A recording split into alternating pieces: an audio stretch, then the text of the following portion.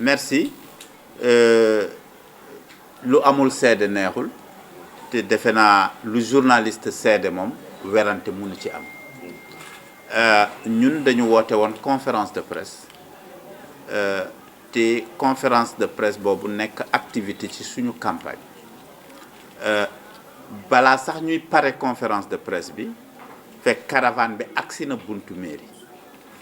commencé di yuuxu di vraiment wax yenn wax yi donc bi ñu génnee ñu daje si ñun dañu defee woon rek kiiwu campagne la mais mbir mi dafa mujj ay sànni xeer ak même presque attaqué mairie bi xam nga nag kuy conférence de presse journalistes yi ngay woo journalistes yi la ñu woo ak quelques responsables li tax ba àgguñu ci mairie bi am peut-être lu ñu bëggoon mooy ci campagne la ñu nekk militants ak sympathisants yu bëri ñu ngi woon ci biti parce que dañ fi am ay activités dans le cadre de la campagne ñoom ñoo riposté ba repousser leen mais balaa loolu fekk ñoom yàq nañ fi 6 oto gaañ fi ay nit ba ñu yóbbu leen dispensaire loolu nag luñ ci jaaxal c'est que du guléet bi élection locale yi jeexee ba ñu gagné ñuy def conférence de presse même scénario la bi ñuy waaj a pare conférence de presse bi le caravane encore bu Ahmed Aïdara agsi di wax ni ñoom ñoo gagné jóg leen ci fauteuil bi jox leen ñu mairie bi waxu kasaw-kasaw te avant loolu ñoom def nañ ko ñëw kër Aliou Sall maire de ville def la même chose ba kooku antu leen ne lii su fa amaatee day am mordom te lii su fi amaatee day am mordom parce que responsable yi fi nekkoon ñoom sax ñoom ñoo téye xale yi pour que ñu bañ leen topp ci li ñuy def kon nag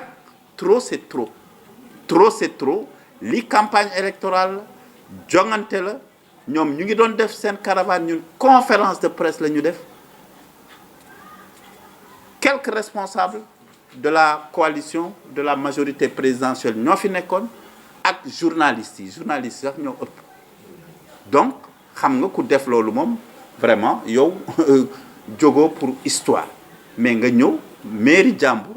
nga xam ni sa ay adversaire politique ñoo fa nekk au lieu que nga continuer tranquillement dem sa yoon mais da nga taxaw di provoquer soo provoquer nag nit ñi dañuy réagir suñu réagir ne rek moom moo indi lii y a eu des blessés y a eu des dégâts matériels énormes et ça véritablement c'est et puis yëpp ay oto yoo xam ni c'était dédié à la campagne parce que oto responsable yi fi nekkoon kon nag véritablement defe naa ci julli korité bi avant julli korité bi y a eu des appels à la paix mais on a dit que état de droit nag ça ne s'arrête pas pendant la campagne kooku yaa ko waxal sa bopp parce que comme ni ma la ko waxee bi ma déggee ñuy yuuxu di wax dama defoon comme li ñuy wax rek propos de campagne ma génn gis sama ancien natango ancien adjoint au maire nga xam ni dootul conseiller parce que dañ leen gagné ma tàllal ko loxo mu tàllal ma loxo et même moom jéemoon na apaiser mais après affaire yi dégénéré donc loolu nag ñun def nañu suñu réunion de crise ñun responsable yi fi nekk ne nañu trop c'est trop trop c'est trop il faut que caravane yi ñu organiser ko ñu xam ndax am na autorisation oto yi ñu on va porter plainte parce que xam nañ ko filmer lañ ne nit parce que am na ñoo xam dañu ñëw rek jël seeni ay briques parce que dañu fi nekk di pavage ñëw toj ay oto benn ñaar ñett intentionnel donc loolu aussi c'est du banditisme may wax nag ñun ay kilifa lañu duñu woote histoire mais ñun ñëpp nag géejawaay lañu dëkk xamante nañu bu baax a baax te lii duñ ko bàyyee ni parce que même ñun suñ ko bàyyee ni xale yi duñ ko bàyyee ni moo tax histoire ku ko woote xamoo fan lay mujj te lii campagne électorale dong la ku mën urne yi moo koy wone fii moom ku fi jaay doole état moo lay jaay doole parce que on est dans un pays organisé c'est extrêmement important. Voilà. Je pense que les journalistes sont témoins de ce qui s'est passé. Heureusement, la majorité présidentielle était en conférence de presse avec tous les leaders, avec un nombre important de journalistes. Un peu avant la fin de la conférence de presse, la caravane de Yewwi, dirigée par Ahmed Aïdara, longeait justement la rue qui est un peu parallèle à la mairie. La caravane s'est subitement arrêtée, a commencé de faire du bruit, du tapage. Nous avons pensé que c'était simplement vraiment des propos, entre guillemets, de campagne. Mais plus on avançait, plus la tonalité changeait. De blague, de farce, c'est devenu plus violent. Le camp de Ahmed Aïdara a commencé à jeter des pierres sur la mairie, à agresser les militants et sympathisants de Benno Bokk Yakaar, femmes et jeunes. C'est ainsi que ces derniers ont commencé à riposter parce qu'il y avait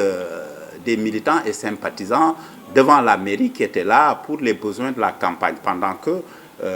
on était en conférence de presse. C'est ainsi qu'il y a eu un échange de jets de pierre pour repousser les éléments de la caravane qui s'adonnaient justement à cet exercice de jet de pierre jusqu'à endommager 6 véhicules et blesser plus de 2 personnes, je crois. Donc, ce qui est curieux, c'est que c'est la deuxième fois que ça arrive. Lors des locales, lorsqu'on a proclamé les résultats, alors qu'on était en conférence de presse, c'est le même scénario. À 5 minutes de la fin de la conférence de presse, une caravane s'est dirigée vers la mairie et Ahmed Aïdara s'est mis à réclamer son fauteuil de maire pensant qu'il avait gagné. Et c'est ainsi qu'il a été repoussé jusque dans ses derniers retranchements pour qu'il comprenne qu'il n'a pas gagné la mairie. Aujourd'hui encore, il a été chassé de la mairie. Mais nous pensons que ça ne peut pas continuer. Nous avons fait un appel à la paix lors de notre conférence de presse. Nous avions même parlé amicalement de Ahmed Aïdara d'une certaine manière parce que c'est un maire incompétent et on était prêt à l'aider à gérer sa mairie parce que nous sommes tous des citoyens de Guédiawaye. Malheureusement, ces gens n'ont pour argument que la violence. Mais nous sommes tous des fils et filles de Guédiawaye.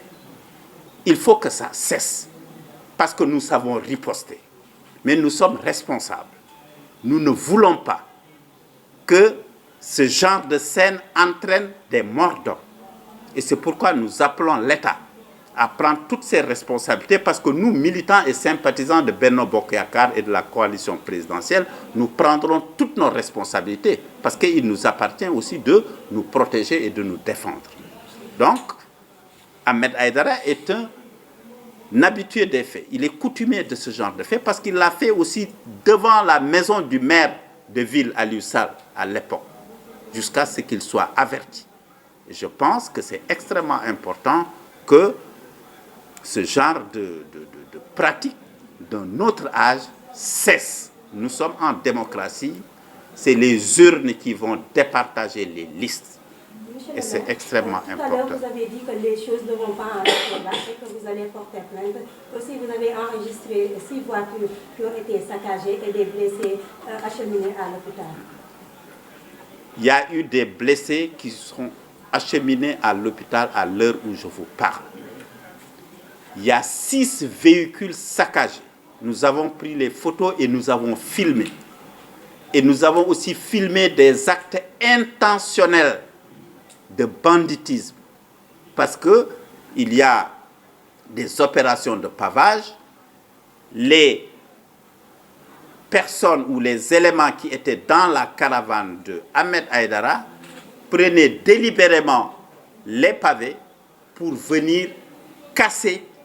des pare-brises, pour venir casser des véhicules, et nous avons tout. Donc nous allons porter plainte. Et pour agression, parce que les blessés sont à l'hôpital, et pour dommage à des biens matériels.